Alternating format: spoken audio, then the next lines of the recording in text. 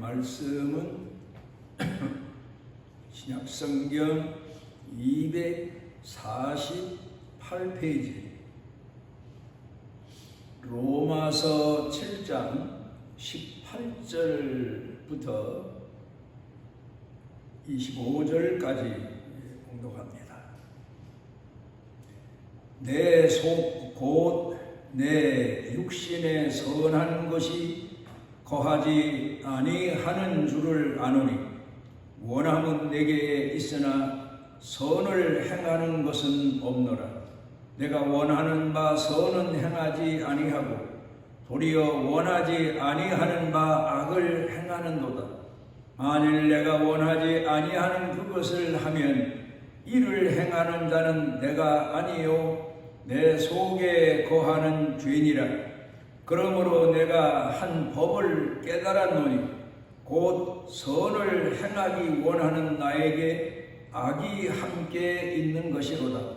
내 속사람으로는 하나님의 법을 즐거워하되 내 지체 속에서 한 다른 법이 내 마음의 법과 싸워 내 지체 속에 있는 죄의 법으로 나를 사로잡는 것을 보도다. 오호라, 나는 곤고한 사람이로다. 이 사망의 몸에서 누가 나를 건져내랴. 우리 주 예수 그리스도로 말미암아 하나님께 감사하리로다.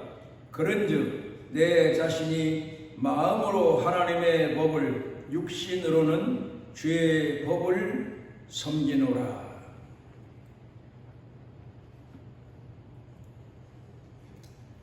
옛날 어려서 자주 보았던 것들이 나이 들어 살아가면서 내게 많은 삶의 교훈을 주고 있는 표본이었다는 것을 생각할 때가 많습니다. 학교 다니는 길이 한 20여리 정도 됐는데 그 길을 다니는 동안에 오래도록 기억에 남는 두 곳이 있는데 하나는 옹기가마입니다. 그래서 우리 예수 믿는 사람들 신앙과 생활에 대해서 성경에서도 옹기가마 그리고 옹기를 만드는 과정 이런 교훈이 있는데 그 교훈을 볼 때마다 그 어려서 보았던 옹기가마를 생각하며 더 많은 것을 떠올려 생각할 때가 있습니다. 또 그런가 하면은 대장간입니다. 옛날에는 우리나라가 농업 사회를 이루고 농경 사회를 이루고 있었기 때문에 웬만한 곳에 큰 동네에는 대장간이 하나씩 있어서 집에서 쓰는 농사에 쓰는 도구들이 마모되면 그곳에 다시 가져가서 새 것처럼 만들어 가져가는 그런 곳이 바로 대장간입니다. 제가 좀 호기심이 있어서 그 대장간을 지나가다가 때로는 이제 망치로 그 쇠붙이를 불에 달궈서 때려서 더 좋은 도구로 만드는 일을 하는 사람들, 대장간 주인들이 있죠. 그런데 이제 그 옆에서 풀무, 그러니까 불의 온도를 더 높이기 위해서 바람을 불어넣는 풀무가 있었는데 제가 호기심에서 가서 앉아서 그 풀무를 몇 번이고 앞으로 당겼다 밀었다 하면서 불었던 그런 기억이 어쩌다가 나기도 합니다. 옛날에는 이렇게 도구를 쓰다가 못 쓰게 되면은 다시 재생해서 대장간에 가서 재생해서 다시 뜨거운 풀무 속에 집어 넣어서 달구어서 못 쓰게 된 것을 다시 새 것처럼 그렇게 만들어서 다시 사용을 하던 그런 시대를 가끔 생각하면서 지금도 우리나라에서 모든 매사에 이런 일이 좀 아쉽다 하는 생각을 할 때가 많습니다. 너무 급변하는 시대이기 때문에 한번 사람이 쓰여진 사람은 그 다음에 사회에서도 일터에서도 퇴출당하고 많은 그런 시대입니다만은, 그런데 신앙생활로 돌아가서 보게 되면 신앙인들도 역시 마찬가지로 하나님께서 어떤 그 과정을 통해서 충성스럽게 쓰여지던 사람이 게을러지고 나태해지고 그러다 보면 다시 그 어떤 삶에 일어나는 사건들을 통해서 그 사람을 재생시켜서 하나님의 일꾼으로 끝까지 사용하시고 요긴하게 사용하신다는 사실을 생각해 볼 때가 많습니다. 우리 신앙인들이 신앙생활함에 있어서 우리가 신학적인 과정 한 7단계 정도를 다 생각할 필요는 없습니다. 대략 한 4단계만큼은 우리가 깊이 생각을 해보면서 나 자신의 신앙을 점검해보는 그런 계기로 삼았으면 합니다. 첫째로는 하나님의 선택입니다. 성경을 통해 보면 하나님은 우리 예수 믿는 사람들을 만세전에 택하셨다. 세상을 지으시기 전에 벌써 이미 그 자녀 되는 성도들부터 택해 놓으셨다. 이제 그런 교리입니다. 그런데 사실 이제 와서 우리가 가끔 생각을 해보면 아하, 그렇구나. 내가 이 세상 태어나기 전 이 세상 하나님이 지으시기 전에 나를 하나님이 택하시고 때가 되니까 모태 지음받게 하셨고, 그리고 때가 되어서 이 세상에 태어나게 하셨고, 성장 과정을 거치면서 하나님에 대해서 부르심을 받게 되었다. 이제 그런 교리를 통해서 우리 자신을 돌아보는 경우가 많습니다. 만세전에 나를 택하셨다. 참 오묘한 내용이기도 하고, 우리가 하나님의 깊으신 사랑, 그 놀라우신 사랑, 신비한 사랑을 그 만세전에 나를 택하셨다는 점에 대해서 생각하면서 감동 받을 때가 참 많습니다. 그 다음에 두 번째로는 부르심입니다. 하나님께서 우리 속에 내적인 사람을 성령을 통해서 거듭나게 하심입니다. 어떤 경우에는 나는 모태 신앙입니다 합니다만, 그건 외적으로 전통적으로 아버지 어머니가 신앙인이기 때문에 교회 같이 따라다니고 그러면서 하나님에 대해서 교회 신앙에 대해서 배우게 됩니다만은, 그런데 실질적으로는 어느 순간 어떤 사람은 자기가 거듭난 나를 알고 시를 안다 그러면서 영적인 생일이라고 지키는 좀 특별한 분들도 없잖아 있긴 한데, 그런데 가만히 생각을 해보면 대부분의 성도들이 물론 하나님께서 내게 더 확신을 주시는 은혜의 순간이 신앙생활 하다 보면 수도 없이 많습니다만은, 이런 점을 생각해 봅니다. 어린 아이가 세상에 태어나서 자랍니다.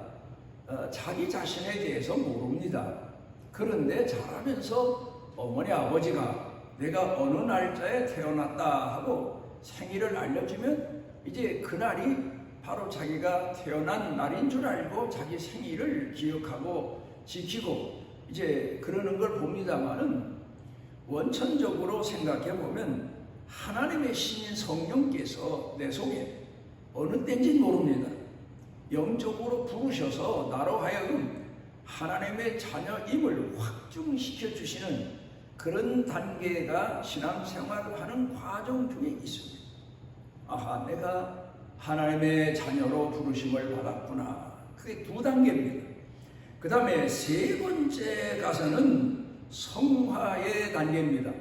어린아이가 태어나서 점점 더 몸이 자라고 그 지혜가 자라고 그 속 사람 마음이 점점 넓어지고 더 성숙해 가는 것처럼 우리가 신앙생활을 하면서 신앙인으로 살면서 아주 유치한 어린아이가 성장 과정을 통해서 소년, 청년, 장년 뭐 이런 성숙한 사람이 되는 것처럼 신앙생활을 하며 신앙인으로 내적인 사람이 성숙해 갑니다. 그런데 그 성숙해 가는 과정 중에 우리가 잊지 말아야 될 것 두 가지가 있습니다. 하나는 하나님이 내게 사랑을 통해서 나를 키우신다는 점입니다. 은혜를 베푸시고 사랑을 베푸시고 긍휼을 베푸시고 그런가 하면 또 하나는 그것만 가지고는 우리가 더 성숙한 신앙인이 될 수가 없습니다. 왜냐하면 우리는 근본이 타락한 존재이기 때문에 아담 이후에 인간은 모두가 다 타락한 인간의 본능을 가지고 살고 있기 때문에 그런 인간을 성숙시키기 위해서 성화시키시기 위해서 하나님은 우리에게 고통을 주십니다. 시련의 날을 주십니다. 때로는 우리를 하나님이 직접 우리 신앙에 한 단계 더 성숙시키기 위해서 시험하시는 때도 없잖아 있습니다. 이제 그런 과정을 거치면서 우리가 신앙인으로 자라가는 겁니다. 아이가 자라면서 사랑만 받고 자라는 게 아니라 여러 가지 사건을 통해서 진정한 인간으로 성숙하는 것처럼 우리 성도들은 하나님의 사랑과 은혜 속에서 성숙한 신앙의 단계를 거치지만 또 하나는 시련과 역경과 정말 생명이 끝날 지경에까지 이르는 그런 고통의 순간까지 하나님은 우리를 연단시키십니다. 그래서 이 비밀한 진리를 알고 난 다음에는 우리 예수 믿는 사람들은 원수가 없습니다. 왜냐하면 나를 그동안 괴롭히고 나를 그동안 고통스럽게 했던 사람이라도 그 사람은 내게 하나님을 더 깊이 알고 하나님의 은혜를 알고 신앙이 성숙하도록 나를 가르쳐주고 내게 영적인 성장의 기회를 가져다 준 그런 사람이기 때문에 엄밀한 의미에서 보면 원수가 아니라 나를 가르친 몽학선생, 성경은 그렇게 말하죠. 나를 채찍질하면서 나를 호되게 가르치면서 인생에 대해서 하나님에 대해서 더 깊이 알도록 우리를 이끌어준 이제 그런 스승으로 교훈을 준 사람으로 생각해 보면 우리 예수 믿는 사람에게는 원수가 없습니다. 다 은인입니다. 나를 깨워주었고 내게 고통을 주고 아픔을 줬지만 그로 인하여 나를 돌아보게 했고 나를 더 겸손하게 했고 낮아지게 했고 그런 과정을 통해서 우리가 신앙인으로서 성숙해가는 성화 과정을 거칩니다. 그러다가 마지막에 영화의 단계입니다. 열매가 익으면 낫을 떼어서 주인이 거두어 드리는 것처럼 우리가 신앙인으로 이제 어느 때가 되면 그건 하나님이 아시고 하나님이 결정하십니다. 우리 영혼을 하늘나라로 데려가시는 겁니다. 제가 신앙생활하고 목회생활하면서 가끔은 생각나는 분들이 있습니다. 제가 전에 어렸을 때에 등잔불을 이제 기름을 넣고 또 신지에 불을 붙이고 어른들은 대개 밭에 나가서 일하시니까 이제 잘하는 아이들이 대부분 그런 일을 했지 않습니까?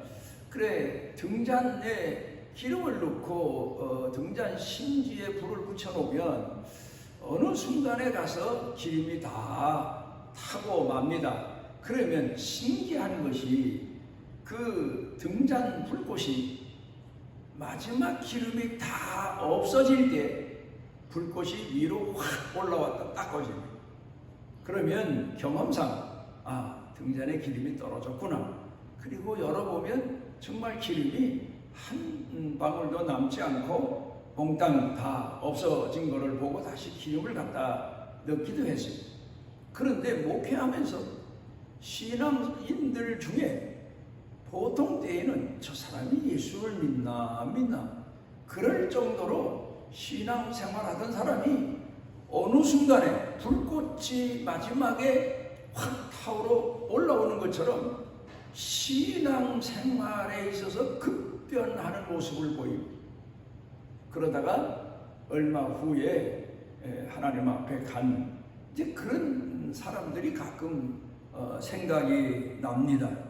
어쨌든 우리가 이렇게 네 단계에 대해서 생각을 해보면 하나님이 나를 이렇게 사랑하셨구나.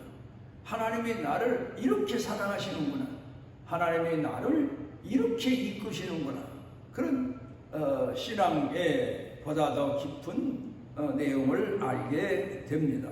이렇게 신앙인들은 하루아침에 어떤 순간적인 성령 체험을 통해서 사건을 통해서 완벽하리 만큼 가까운 완벽에 가까운 신앙이 되는 게 아닙니다. 신앙인들 신앙생활의 과정을 우리가 구약으로 거슬러 올라가서 보게 되면 아브라함을 봅니다. 아브라함은 75세에 하나님 앞에 부름받아서 약속의 땅을 드나들며 100년을 살았습니다. 그래서 그가 175세에 세상을 떠나게 되는데 엄밀한 의미로 보면 175년 동안 하나님은 아브라함에 대해서 선택하셨고 섭리하셨고 부르셨고 성숙 단계 성화 과정을 거치게 하셨고 마지막에 영화 단계로 데려가셨는데 아브라함의 사적을 우리가 읽어보면 충성스러운 감히 그 누구도 흉내를 낼 수 없는 충성스러운 모습도 보이지만 또 어떤 때에는 아주 부끄러운 그런 모습도 보입니다. 또 그런가 하면은 어떤 때에는 참 안타까운 그런 모습도 보입니다. 이걸 놓고 깊이 생각해 보면 오늘 우리도 그렇습니다. 어떤 때에는 충성스러운 뜨거운 열정의 마음을 가지고 하나님을 공경하다가 또 어떤 때는 내가 봐도 내 자신이 부끄럽기 짝이 없는 그런 신앙인으로서 힘들어할 때가 있고 또 어떤 때에는 안타까운 그런 마음을 가지고 내 자신이 스스로 몸부림을 치는 그런 때가 있습니다. 모세를 봐도 그렇고 다윗을 봐도 그렇습니다. 모세의 생애가 120년으로 추측하는데 그는 80세의 부름을 받긴 합니다마는 그런데 그가 80세 되기까지의 과정을 엄밀한 의미로 돌아가 보면 하나님이 그를 섭리하시며 이스라엘 백성들의 지도자로 성숙시키고 양육시키셨다는 점을 알 수 있고 그리고 하나님 앞에 부름받고 40년 동안 쓰여지는데 그 쓰임 받을 때도 하나님 손에 붙들려 쓰여지는 사람임에도 실수도 많고 또 때로는 남들이 가히 따르지 못하는 신앙의 열정도 보이긴 하지만 부끄러운 점도 여러 번 드러납니다. 그런 과정을 거치면서 하나님 앞에 쓰임받는다는 사실을 우리가 잊어서는 안 돼요. 다윗도 마찬가지입니다. 우리가 때로는 하나님을 공경하고 하나님 앞에 부름받아 하나님을 평생 섬기며 사는 신앙인들이지만 이렇게 우리 신앙은 굴곡이 많고 내 스스로 돌이켜봐도 어떤 때는 놀라울 정도로 하나님 손에 붙들려 쓰여진 적도 있지만 그런데 어떤 때에는 또 내 자신이 내가 생각해봐도 참 기가 막힌 어리석기 짝이 없고 부끄럽기 짝이 없는 그런 신앙인으로 살아갈 때에도 우리가 있다는 사실을 우리는 잊어서는 안 됩니다. 그러나 그런 과정을 거치면서 또 우리가 신앙이 성숙되어 가는 겁니다. 집에서 사용하는 그릇을 봅니다. 주인이 값을 주고 시장에서 사옵니다. 그리고 주인이 요긴하게 그 그릇들을 사용합니다. 그런데 중요한 건 그렇게 그릇들을 사용하고 나서 주인이 설거지를 하지 않으면 그 그릇은 다음번에 쓰여질 수가 없습니다. 주인이 깨끗하게 설거지를 해서 그 그릇을 두었다가 또 사용합니다. 그러니까 우리 예수 믿는 사람들은 하나님 앞에 처음 부름받고 예수 믿을 때만 회개하는 게 아니라 평생을 살아가면서 나를 돌아보고 회개하고 또 돌아보고 회개하고 내적인 면에 대해서, 내 행동에 대해서, 내 삶에 대해서 끊임없이 회개하면서 나를 채찍질하면서 하나님을 공경하는 그런 신앙인임을 잊지 말고 낙심도 말아야 되고 교만도 하지 말아야 되고 하나님 앞에 온전한 신앙인으로 살아가도록 우리가 늘 애를 써야 될 겁니다. 톨스토이가 마지막 작품이라고 남긴 책 살아갈 날들을 위한 공부라는 책에 보게 되면 두 가지를 말합니다. 먼저는 사람은 누구나 항상 사람 앞에서도 하나님 앞에서도 그렇지만 자기 자신 앞에서도 정직해야 된다, 성실해야 된다. 그러니까 쓸데없이 착각하면서 살지 말고 교만하지 말고 과시하지 말고 자기를 포장하지 말고 위장하지 말고 핑계하지 말고 변명하지 말고 회피하지 말고 성실한 그런 사람으로 살아가도록 노력해야 된다. 그 다음에 두 번째로는 자기 자신이 죄인임을 잊어서는 안 된다. 어떻게 일반 소설을 쓰는 작가가 목회자나 신학자처럼 그런 내용을 말합니다. 허물투성인 인간인 걸 알아야 된다. 얼룩진 엄청난 약점을 가지고 사는 사람인 것을 알아야 된다. 그렇지 않으면 사람이 망가진다. 못쓰게 된다. 거만하게 된다. 거들먹대다가 넘어지게 되고 버림받게 된다. 뭐 그런 내용을 계속해서 말하고 있습니다. 오늘 성경 본문 말씀으로 돌아가서 보면 사도 바울이 우리 예수 믿는 사람들이 교과서처럼 읽고 보고 그리고 교훈으로 삼아야 될 내용을 이야기하고 있습니다. 물론 사도 바울이 자기 자신에 대한 고백을 로마 교회에 써서 보냈습니다마는 그 얘기는 나도 그렇지만 당신들도 교인들도 하나님 앞에 부름받은 성숙하다고 자처하는 사람들도 그런가 하면 목회자들도 누구든지 자기 자신을 이렇게 알아야 된다. 그런 의미에서 로마 교회에 자기 신앙 고백을 써서 보낸 겁니다. 여기서 중요한 핵심이 뭡니까? 오호라 나는 곤고한 사람이로다. 이 허물과 죄에서 누가 나를 구하랴? 오직 우리 주 예수 그리스도로 말미암아 내가 구원함을 받는 은혜에 대해서 늘 감사한다. 그렇게 여기 고백하고 있습니다. 그런가 하면은 사도 바울은 나는 죄인 중에 죄인 괴수다. 보통 죄인이 아닙니다. 정말 어이가 없는 죄인. 죄인을 찾으면 제일 먼저 발견될 사람이 바로 나다. 제일 타락하고 제일 많이 부패한 사람이 바로 나다. 깨닫는 게 중요합니다. 자기가 어떤 사람인가를 아는 게 중요합니다. 내가 무슨 죄가 있어. 물론 어떤 책임론을 놓고 사람들이 논쟁을 벌일 때 나는 그 점에 대해서는 책임질 일이 없다. 뭐 그런 의미에서 그런 말을 사용하긴 하지만 우리는 정말로 죄인 중에 죄인인 것을 알고 내가 하나님 앞에 그러나 그럼에도 불구하고 나를 들어서 사용하시는 긍휼의 은혜가 쓰여짐의 은혜가 얼마나 큰가를 잊지 아니하고 항상 나를 돌아보는 그런 신앙인으로 살아가시기를 바랍니다. 우리를 주 앞에 불러 주의 자녀 삼아주시고 허물투성인데도 버리지 아니하시고 문제투성인데도 외면하지 아니하시고 그래도 우리를 고쳐가며 주의 오른팔에 들어 사용하시는 아버지, 이 영원토록 끊임없는 하나님의 사랑을 우리가 깨닫고 나 자신을 돌아보고 나 자신의 내적인 사람, 육적인 사람, 그리고 어리석은 인간에 대해서 늘 채찍질하며 주님을 따라 섬길 수 있도록 은혜를 베풀어 주옵소서.